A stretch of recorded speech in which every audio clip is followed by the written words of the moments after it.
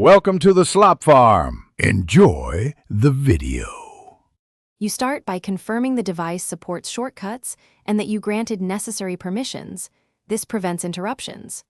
Open the Shortcuts app and find the shortcut you'll modify.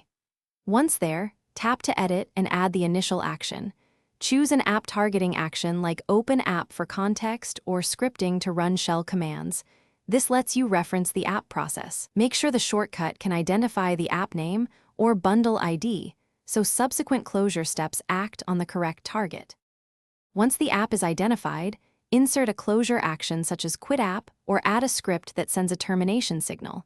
This is how you programmatically stop it. Add a short pause or conditional check to confirm the app is responsive. Timing avoids killing rights. If the app performs background work, include a save or notify action before quitting, because graceful shutdown prevents data loss. Make sure actions run in the right order, so the shortcut exits cleanly and predictably. You finish by running the shortcut in test mode and watching results. This verifies the quit sequence works under real conditions.